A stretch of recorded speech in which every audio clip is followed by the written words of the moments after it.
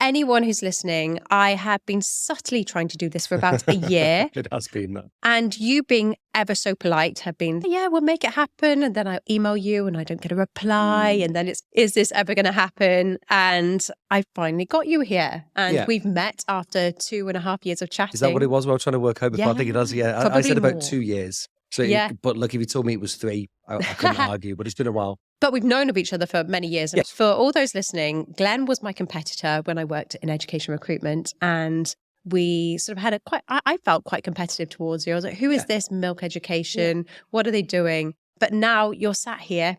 Can you tell our listeners a bit about you and of who course, you are? Yeah, look, Milk came out of nowhere a bit, didn't it? In what would have been, an industry or an education recruitment industry that hadn't seen many new faces for a little while, I thought, through to my research.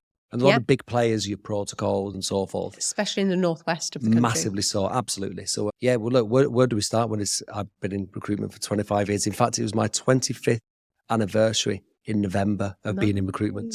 Congratulations. And we even put a post out saying it's actually 25 years anniversary of my number one love, which is the recruitment industry. Nice. So I've been doing it for a long time. We've got a mixture of businesses. The largest of the 3 businesses is an education recruiter called Milk Education. We've got an FMCG recruiter called the Advocate Group, very strong business. Another business called Aspian that deals with supply chain, shipping, logistics and manufacturing.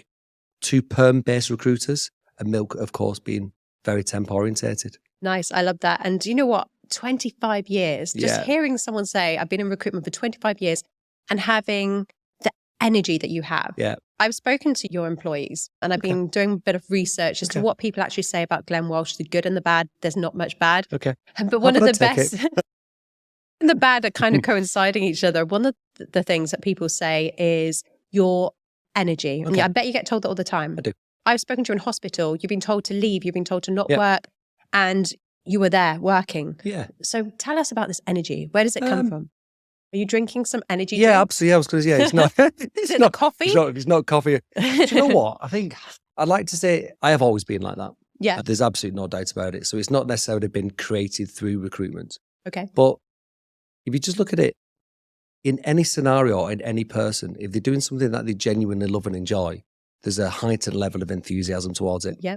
So if you're waking up and you're going into the office, there's no, cause or goal or real drive, irrelevant of what that is, then it's faked. Yeah, and sometimes, and you know yourself, Susanna, I've met and I've interviewed consultants or managers or even directors, and you can genuinely tell that they've lost it a little bit. They don't, it's not quite there anymore. Sometimes they don't even realize it themselves. Yeah. And so if people recognize my energy, it's there because do you know what? Life's too short. It's good fun.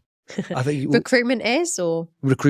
Yeah. Recruitment is. The industry is. And life is really. But I don't know. I think you've got to enter every single day with that sort of mantra and that sort of mindset, haven't you? What is it about recruitment that gets you up in the morning? Yeah, look, it could be any job. Yeah. So maybe with my mindset. Yeah. So I've mentioned before in the past, my father said some really strong things to me when I was younger. He was a fridge engineer, 2 kids, grew up in fairly humble background. He grew up on the street. So really, I think I don't know if he did it on purpose or it was just him suggesting things, but it was almost like whatever you end up doing, you've got to give it 100%. You've got to turn your relationship with work. Well, I put more words to it as I've got older. It's that understanding your relationship with work. Yeah. If you see work as work, you'll be working for the rest of your life. Yeah. But if you see work as just your day-to-day, it's what you do, it's who you are, and it forms part of you, then it's not work anymore.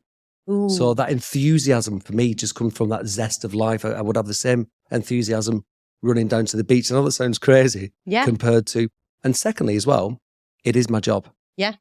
That is my job. That's the inspiring sort of potential leadership. If your MD, business owners walking into the office every day and looks like they don't want to be there, do your 100 odd people want to be there? Probably not. Yeah.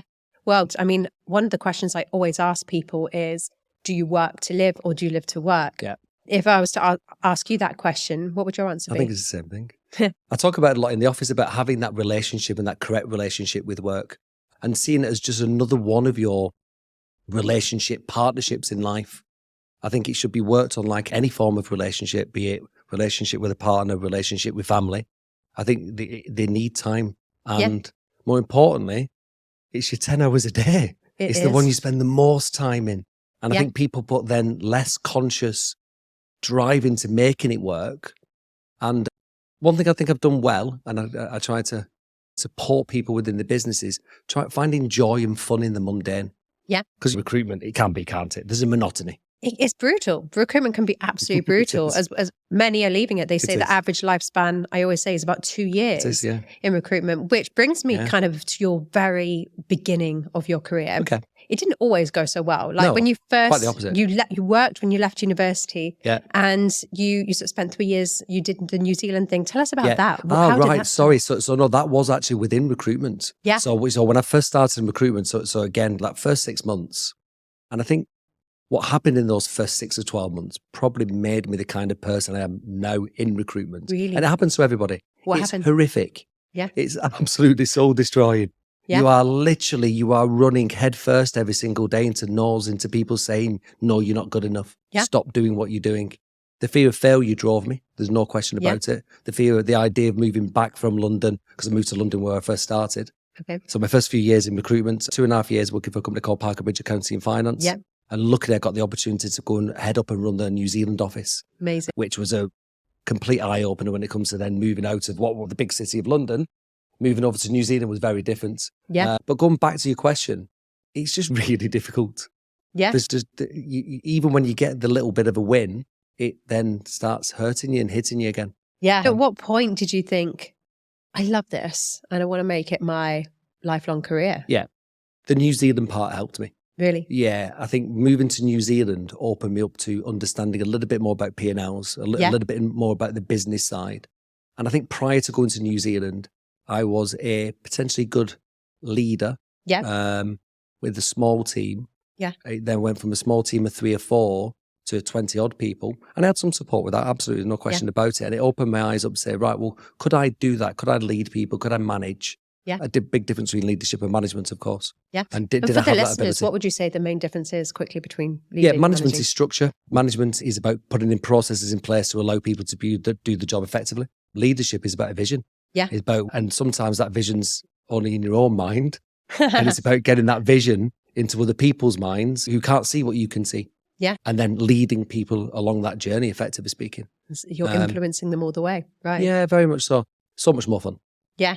But again, go back to the first 6 months. Yeah, you feel like you've... Tell us the hard stuff. So that's what I want to know. I think, when did it go wrong? I believe I was lucky. Yeah. And when I say this, I believe I was lucky, but it was also the thing that nearly pushed me over the edge to give up. Mm-hmm. Long story short, I had an absolute gigantic placement 6 months in, which it was a fixed term contract. I'll name drop. It was a company with MTV, Viacom.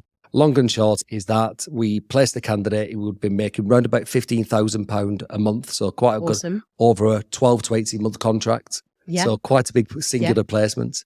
The guy turned up in reception on the Monday and the client pulled the job, not necessarily the candidate not turning up. So they brought somebody over from the States. So I went from hero to zero very quickly.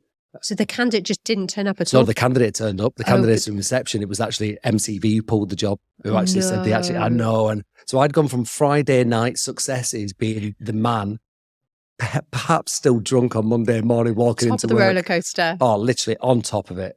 I'd already bought my new trainers. I'd already spent my commission in my mind for the next year. And then you walk in. And it made me reflect on the balance. Recruitment's very much the balance of life as well, isn't it? There's yin and yang in recruitment. Definitely. I think you've got to be slightly mad to be in recruitment with the ups and the downs. So at that point, when that happened, has there been any point along the road that you've thought, do you know what? I can't do this? No. Not from a recruitment point of view. Really? Yeah. Look, in 2008, 2009, the credit crunch hit me hard. That was a real point of...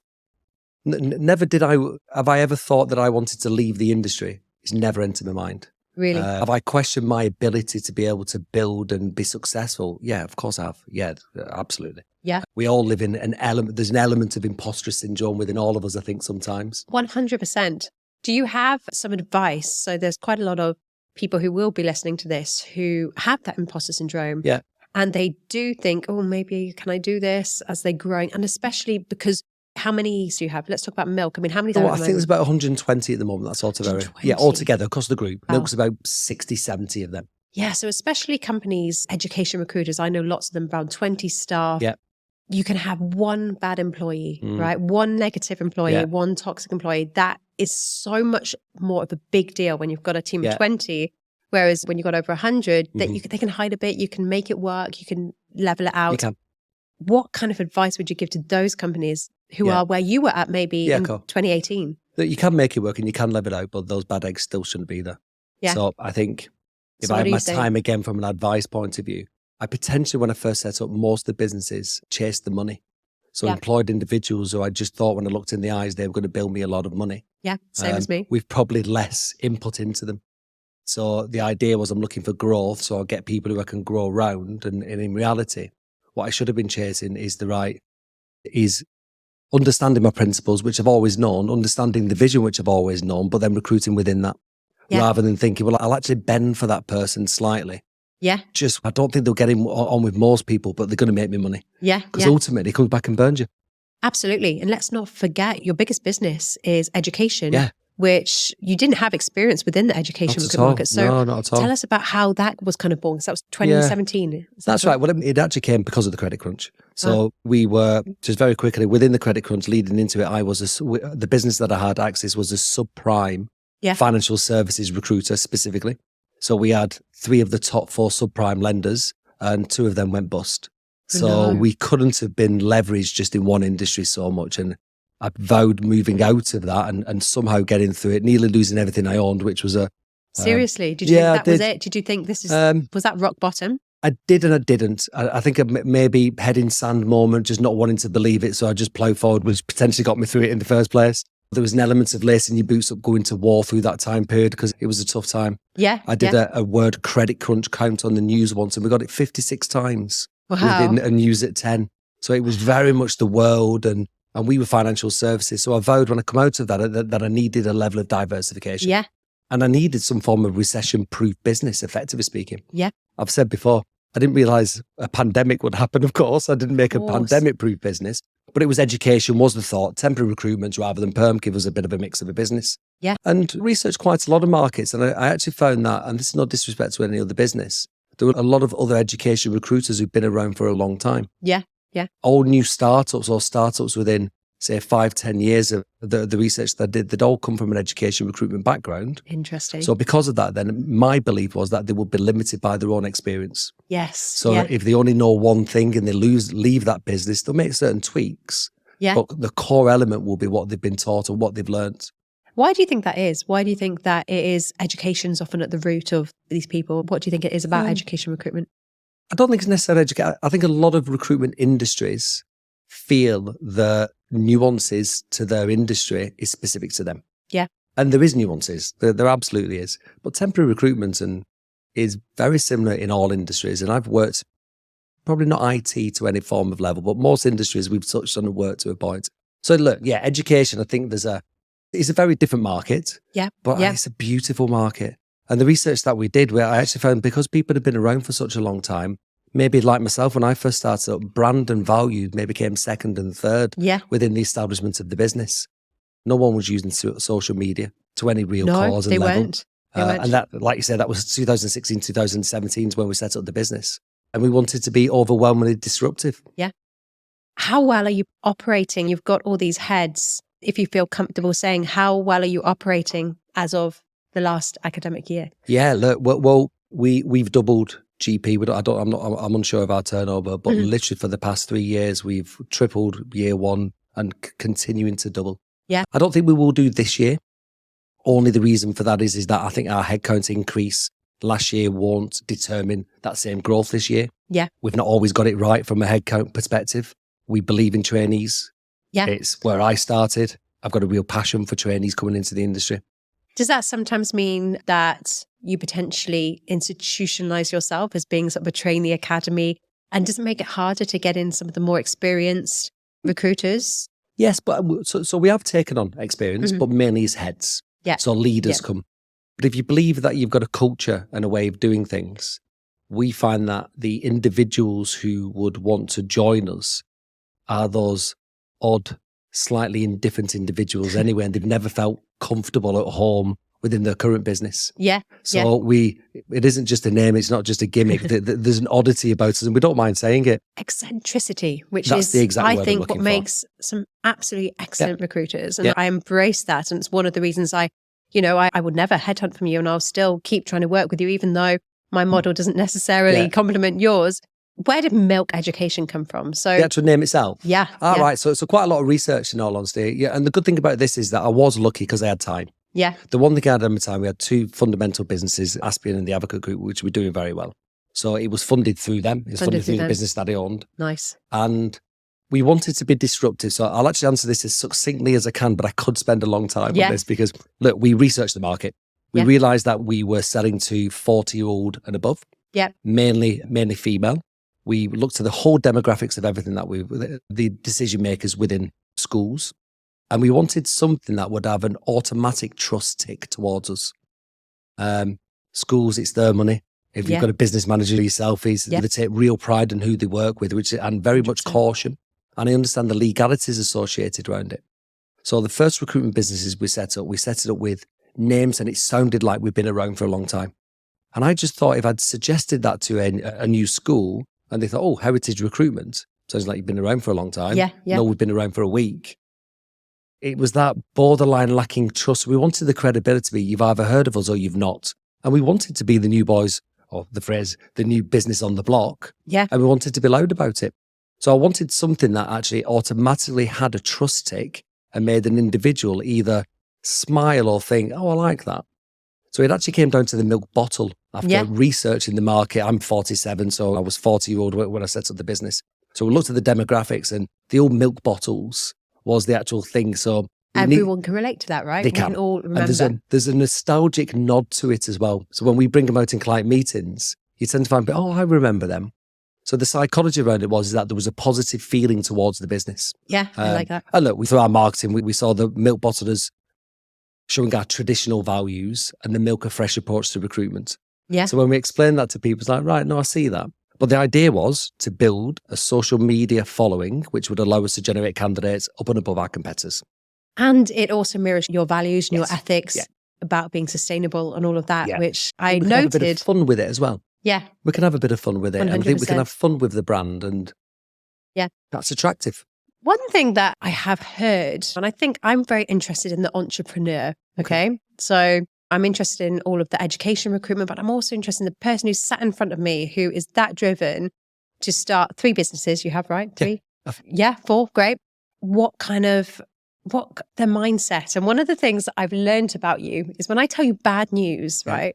That might be something that you don't want to hear. It's like you almost have a blank to it. It's like you have this resilience. Like if I was to say to you, and I'm sure it wouldn't happen, but, oh, this candidate wasn't that keen. Sorry, they're not going to take it further to interview with you. You'd be like, okay, on to next. Yeah. When does it that's hurt? Recruitment though, isn't it? When do you have like this sort of inner voice that stops you from feeling that pain? Do you have any, like, let's say your top biller, right? Think of your top biller. Yeah. They handed their notice tomorrow and they say, Glenn, I'm really sorry. I'm not going to work with you anymore. How do you feel? I think it would depend on the reasons for leaving, I guess, wouldn't it? Yeah. Look, if they said, I'm leaving because of you, Glenn, you specifically because of X, Y, Z reason, look, I'm just going to look in the mirror. I'm going to look at that. Is that the individual that didn't like a certain way of doing things? But so look, it's supposed on the reasons for leaving. I think I definitely take it personally when people leave. Yeah. You've got to. You don't employ someone with the thought that they are going to leave.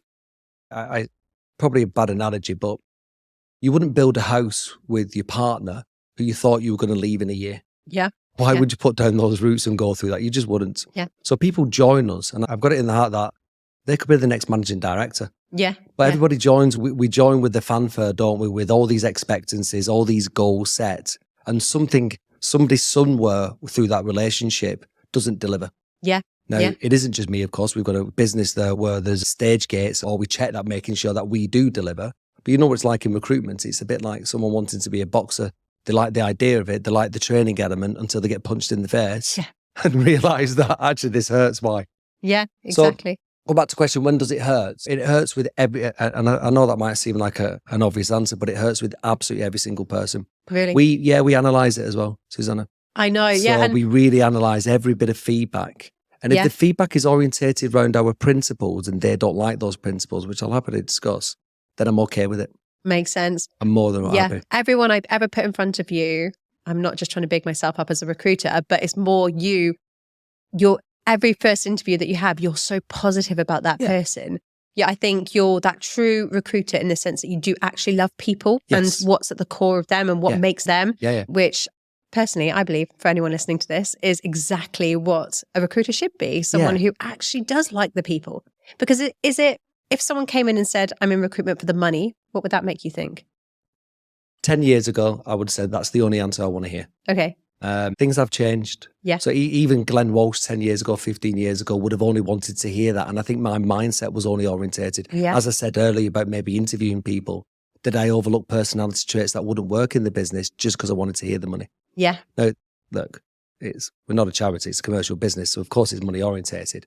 But maybe it's an age thing. We've got people in the business who've been with me for 10, 12 years. Nice. That's a long time of their working life. Yeah. I look at our finance director. I equated the other day, 40% of our working life, she's worked in this business. Wow. It's a long time. And I think because of that, then there's got to be a lot of empathy and there's got to be a lot of understanding that you are actually sharing moments in life and 10 hours a day. Yeah. Yeah. So, like you say, you're with them more than your family. Yeah, the heart's got to be there. And if the heart isn't there, and I think even as a leader, if you feel as though it's waning in some way and you haven't got that passion for people, then I think ultimately people will see through it. Yeah, 100%. You talk about this training model that you've done successfully. Look at your growth. That's brilliant. What advice would you give to other recruitment companies who will be tuning in and maybe they failed, right? Maybe they've tried the trainee route and a lot of people are saying, well, we tried it. It doesn't work because graduates come out of uni, they think recruitment is something it's not. Yeah. I like placing people in jobs, but it's not quite that, is it? And look, as I say, 25 years, the essence of the job hasn't changed. Technology's changed, people have changed, relationships have changed, but the fundamentals are very similar. I read or heard a phrase about 18 months ago, maybe 2 years ago, and the phrase was, under pressure, you don't rise to the occasion, you fall to the level of your training. Nice. And it really resonated with me. So much so that it made me rip up the book from a training point of view. In fact, we've got a new trainer joining us in a handful of weeks who's actually come from out of the industry. Wow. So I wanted an L&D director manager to join us we've got the content, but how do we successfully get this content and this process into the brains and actions of trainees and even experienced consultants? If I was talking to experienced consultants, there's always a place to learn, isn't there? And certainly when people come with us and a bit of a sell, people build more with us. Yeah. Our structure and our process genuinely works. What's your average biller doing? Oh, really good question. No, I probably couldn't say it to be fair, but and it depends on what level. But we've had a guy this year in his second year in recruitment and he's done £305,000. Awesome. So in milk. Yeah, and that was through your training? Yeah, through a standing start. In fact, out of our 5 top billers, 4 of them were trained by the business. So whatever we're doing is working, but it's still not good enough. I still want it to be better. And look, we're certainly, obviously we deal with each other all the time. We're not adverse to experienced consultants. They've just got to be the right consultants. They still have that fire, still have that drive. 100%. Yeah. So if I was starting my own business tomorrow and I got a load of graduates in, are you saying I would need to get an L&D specialist? Because I think what a lot of people do is they get their top biller. Yeah. Right. I'm going to train up all my staff, just do what I do. Yeah. Whereas I know for a fact, and I'm going to throw a myth at you. I know as a fact that you are a fan of KPIs. Love them. Rightly so. I set my own KPIs. Yeah. But where does that, you talked about the L&D, the differentiation, everyone learns differently. Yeah. How does that fit into, I don't know, John over there who 10 calls, they'll get probably 8 visits, whereas Joanne there will do 50 calls and maybe get 5 visits. I don't know. Yeah. So let's tackle the KPI. Because I love KPIs. Okay. I do. I think because even when I first started, I saw them as my bulletproof vest. So I basically asked the question, right, so if I achieve these activities, not necessarily just the outcomes, but the activities, effectively speaking, my job's safe. It was fear management back in the 90s. That's kind of, if you didn't achieve certain things, well, you're losing your job. Yeah, yeah. So I don't believe in that, by the way. I think that's completely wrong. And with Gen Zs, it's absolutely the wrong thing to do. They won't have it anyway. They'll be out the door. And you know what? You don't need to. You do. No. I think it's lazy management. I do too. I think micromanagement through KPIs is lazy management. I think you should only have a small handful of them. Yeah. And particularly, it depends on who we're talking about here. Trainees, managers, experience. I think they should be different for different levels, of course. Yeah. Have to be. Yeah. Not one set of KPIs fits for everybody. But as let's talk about trainees first. From a trainee perspective, without those parameters, how do you know if you're being successful if you're not getting the outcomes? Yeah. We've just started a new reward in our business where we're rewarding just the success indicators so even the basic things of how many times you picked up the phone, how long you are in the office. Because in the first 6 months, you don't necessarily earn commission. I like that success indicator. So just the key success indicators. So if we use it from a sporting perspective, shot on target, the shot towards the goal, you're going to score more goals. Now, of course, there's going to be an argument to say, yeah, but what about the quality, Glenn? Well, that's what we'll train. We'll train quality. Don't worry about quality. We'll support you with that. Yeah. So that whole argument, and I hope you say the same as what I would say, is it about, but surely, Glenn, why should I make all these calls? Because I'd rather make 2 quality calls. Is it quality or quantity? Right. Come on then. Which one? I think says the lazy recruiter. Sorry, yeah, I do. I think so too. I agree. You've got to have both. Yeah. You've got 100%. to have quality with quantity. And in time, your quantity may reduce once you've won your clients, but that's further down the road. But to begin with, it's got to be both. If you're making 3 quality calls a day, why wouldn't I want you to make 30 quality calls a day? But why wouldn't you want to? Why wouldn't you want to? Exactly. And it's that goal setting mindset. Got to understand for yourself. Absolutely. And I get that, by the way. So the DNA of again, going back to that trainee who's just started in the industry. And I think there's a fallacy in our industry that we work long hours. I did some research recently. It was 48, and I'll send you the website. It's 48 number 48 of the different industries and jobs in the UK for number of hours worked. 6 of the top 10 were in farming, 90, 100 odd hours. Wow. So retail was way ahead of recruitment, hospitality way ahead. So there's a perception that it's long hours, but There is. It? I think it's the intensity when you need to be intense, isn't it? But there is another comment that you hear, isn't it? Well, I don't need to work out long hours because I work intense hours while I'm doing it. No, you should be doing both. Yeah, because but it's more joyful. So there's only a perception of long hours if you're not enjoying it. If you actually look at your watch thinking, oh, gosh, it's 6:30, 6 o'clock. I need to run out. I've got X, Y, Z. Then and look, we finish at 4 on a Friday anyway. Yeah. So you've got to do that. It's like people saying, oh, I'm just unlucky at the moment on my desk. It's all falling apart. Well, I don't believe that luck is possible in recruitment. I think I'm lucky because I was at the right place when that candidate called, but I was lucky because I got that candidate out to work straight away. I was lucky because opportunity meets preparation. That's what luck is. So true. It's when you've seen an opportunity and you're prepared to go back to the training piece. That's people who sit on pity potties, who have pity parties where it's somebody else's fault. 100%. Get looking in that accountability mirror and just do it. Exactly. And I'm doing it because I want to be accountable. Success indicator. I think all companies who are listening to this could use that success indicator for you to be successful on your desk and to know your motivations. Yeah. So what is your motivation? What is your why? We could get really deep and go back to parents, which it was. No, it absolutely was. Look, would it be fair to say that I was probably the slightly different kid at school? Yeah. Did I play a lot of sports? Yes. Yeah. Were you popular? Hyper competitive. Bullies? Relatively, no, do you know what? Probably in the middle, to be fair. I was probably not the one sat by myself, probably overconfident for my age was probably the best way to describe me. Where did that come from? Do you know what? I had a really good family. We had a family, but we had a family who were positively brutal towards each other. Yeah. We use the word banter nowadays, but the banter, if you had big ears, you were called big ears in our house. They were ruthless. Really? But, yeah, and I think within that they taught us to almost debate and not be afraid to ask questions. Yeah. So it's probably like most current families now, but go back into, let's say, the 90s, it was probably quite different. But secure mum and dad together the whole time they were alive, and just a really strong family upbringing. And somebody asked me the question the other day about whether or not, were you always going to set up your own company? Where did that come from? And when I sat and analysed it, I didn't know any difference. So my dad had a one-man band. He was a one-man band refrigeration engineer. Yeah. My mum made bow ties while at home with 2-3 kids, which she then sold. So I'd always worked around people owning their own business. So I think in some way I'd never really thought about what it would be like to work for somebody else. Yeah. And I like what you said. Yeah, I like what you said about that positive, brutal kind of feedback. Yeah. I think a lot of families, and you can put this in management as well, they don't want to give the feedback, but you can do it in a positive way. Yeah. And I imagine that you brought a lot of that into your companies, into your Very much so. management. However, right, and I know that this is probably going to be something that comes your way because you have this energy, this intense, great energy, intense in a good way. Surely sometimes people think, well, that's just Glenn. He's on his own path. I'm never going to be like that. How do you deal with that? Because do people find it hard to relate to you potentially because you're quite sort of unique?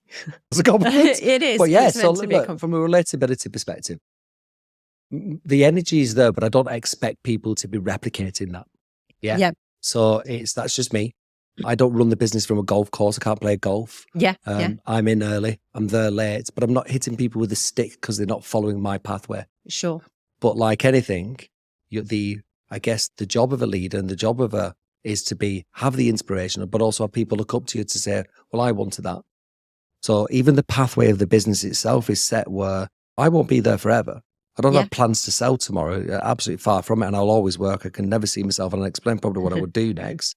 But ultimately, if you're driving a business to be always progressive moving forward, then there has to be a time when someone's going to sit at my seat and who's going to be better than me and take over what I do. So I think, and look, I think if people didn't like the energy, then they probably would hate working in the business. But eccentricity, you said the word, I use oddities and weird people. You want that because they think differently, they're wired differently. So they come out with better ideas. It helps others to be creative because they don't feel they have to conform into that box. So I completely But it's more joyful, that, isn't it? You know, you sat in a business and you're sat there and you know factually that if you said something, it would never be laughed at. It would always be considered. Even if it wouldn't work or it would work. And I think one of the biggest things that happened in the business over the past few years came from an individual within the company having an idea. And we rolled with it as we would do in all circumstances, which was our school speakers. I think you're quite, from what you say, I sense that you're very fearless, right? And I'm a lot of recruiters. I looked at the top books that recruiters read, right? And Rich Dad, Poor Dad came up, Psychology of Money. I've read a lot of these wealth books. And what I'm fascinated by is that a lot of them contradict each other, like parenting books, like lots of type sales books. A lot of them contradict each other. So you've got like the Rich Dad, Poor Dad kind of element of the poor dad's very cautious with money. The rich dad's very like, it's not about can I afford it? It's how can I afford it? And you've got the one about money, which is more about saving opposed to investing. You've invested a lot in your businesses, right? Yes. So what is your kind of mindset with money? Because obviously you want to get to a point, I imagine, where you can retire comfortably. I'm sure you're... No, I don't have plans to. No, we set up a charity a year ago or so. So my plans are never to, I don't think I could see myself retiring and not working. Maybe retiring from, see, I couldn't see it. I couldn't see what that world would look like. Or, really? Yeah. So there's no end game. It's more just the love of what you do. Yeah. But doesn't that keep you young? Because if it's something that you love, if it's football or whatever it may be, if you genuinely enjoy it, then you should try and keep doing it as much as you can for as long as you can. But there has to be a point in time, of course, just through age, through slowing down, where I might not be getting up at 5 o'clock every single morning. There might be a time, illnesses, who knows. But no, let's go back to that. I think I think that there has to be that moving forward mentality. But we look for those individuals. Again, we look for the individuals who are not necessarily high octane energy wise, but just want something slightly different and want to be listened to. I think that listening to mentality makes a big difference on all levels of mindset. Nice. I love that. As we are sort of drawing to a close. Oh, sorry. Can I go back for a second, actually? Can I just answer the question about money? Yeah. So 20 years ago, Glenn, spend everything you earn, assetless, not caring, just on quite it. materialistic, Very liking much the so. cars. Yeah, absolutely. Everything you'd imagine of a typical recruiter, 100%. And do you know what? I have no issue saying it, and I like that. No worries. We've got a couple why of guys. not? Yeah, why not? A couple of guys in the office at the moment who I think it's different nowadays because you can read and learn a lot about long-term and short-term investments. Yeah. Nobody was whispering in my ear 20 years ago saying, Glenn, by the way, buy property, do this, invest your money in whatever it may be, crypto, whatever, maybe not. Yeah. But nobody was suggesting this. So you kind of learned just through mistakes. Go back to the business in relation to money from a business point of view. Our net profit will probably be percentage-wise a lot less than others. Okay. Because we spend a lot on the business. Yeah. If you looked at any of our environments, our offices, if you walked into our Liverpool office, I'd be happy to challenge anyone to have a nicer office. It is absolutely beautiful. I like that. It's not all flashy though, is it? No. Doing quite a lot of new things and incentives, especially for schools. Tell us a bit about that, how you're differentiating yourself in the education market. Yeah, so it's not about flashy, by the way. It's about setting the atmosphere based on the environment that you're in. Love that. So if you walk into I use this, probably a bad analogy, but if you walked into a Witherspoons, but if you walked into a Witherspoons, people are casually spilling the beer, not caring. Yeah. You go into the toilets, we probably pee on the floor, probably a bad analogy. You go into a nice, lovely restaurant, people treat it differently. Yeah. They just naturally do. So we brought people back into the office. We wanted an office environment and space that people could just think, and actually it was better than their own home, is nicer than my home. Yeah. So, and I think that if you're truly investing in people, then everything's got to be thought about, even down to the pens, down to the tech, down to the systems. Everything has got to be thought about. Sorry, I talked over you there. What was the question again? No, I love that. I just know we've got a lot of education recruitment listeners in the audience, and a lot of people who really care about education. We've spoken about the money side, which is a lot of it's being invested back. How are you investing that back into the business to differentiate yourself? Yeah. And I think the industry is good at it, by the way. I do. Genuinely. First, I love the recruitment industry. I think the education industry, I do. You can't deny what we do as a job is a very good job. Yeah, it absolutely is. It absolutely is. The fact that you've got compliance, there's legality around it is fantastic as well, because it has to be done right. So there's no grey areas, which suits me. It suits process. Go back to the ideas side of things. We actually, just coming out of lockdown, we were communicating quite a lot and looking at new differentiators. It was quite business orientated to begin with.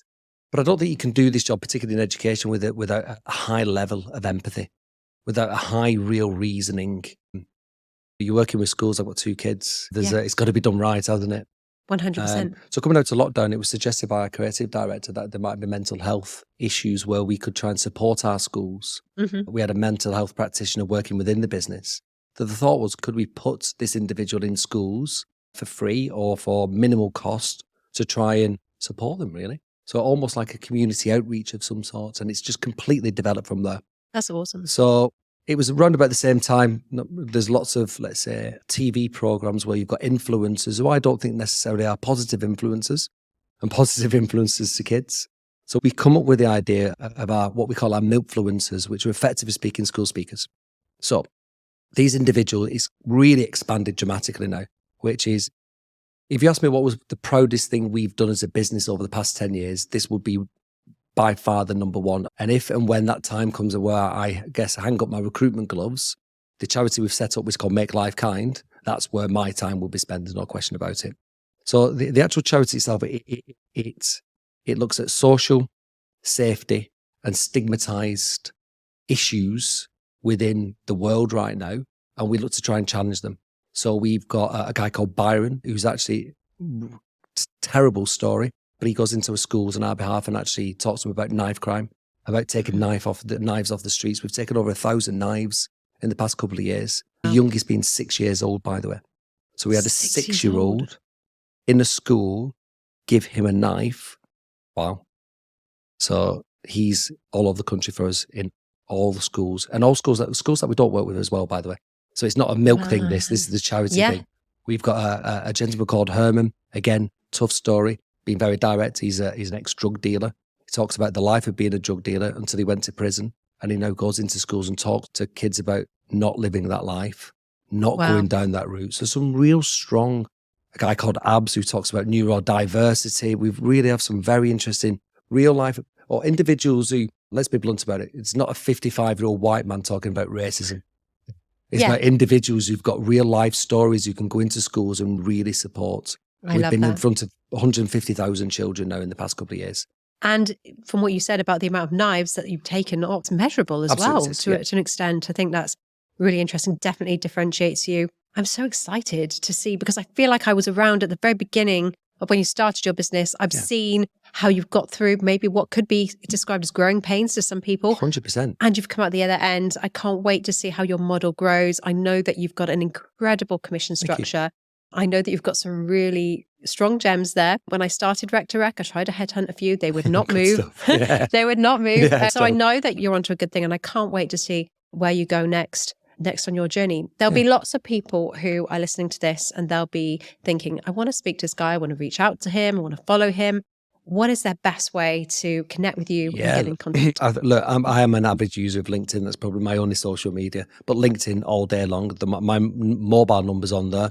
Yeah, just call me. WhatsApp me, call me. Absolutely no problem at all. Even at 5 a.m. in the morning, he Absolutely is no up. problem at all. Apparently, I don't apologise, but I do message you at that time. Yeah, but it's only because you don't need to apologise because I reply every time. I know. I'll be up exercising or doing something. Yeah, look, life's too short to not want to give everything you can to whatever chores it is. If the industry chooses you or you choose an industry, this job in particular, it needs it needs obsession from you to be, I think, really successful. But if you can turn that obsession in absolutely a positive obsession and you can genuinely enjoy what you do, even in those moments of pain, there's positivity going to come around at some point in time. Yeah. I think it's joyful. Accepting the moments of pain are going to happen and living through them in the most positive way. They're part and parcel of the process. Yeah. Aren't they? Yeah. That's very inspirational. They just are. In fact, without them, then you probably wouldn't enjoy the success. Yeah. And there's lots of motivational speeches like that, but you've got to go through the pain. And how you manage that pain, I keep using that word a lot, but it's true though, isn't it, Susanna? Yeah. It is painful. You question a lot about yourself. And you can reframe that in your mind as well, which is true. I love that. And what a great way to end this episode. Thank you very much for coming on. Enjoy your time in Dubai, the rest of your time in Dubai. And I look forward to hearing your next journey. Thank you very much for your time. Thank you. Thank you.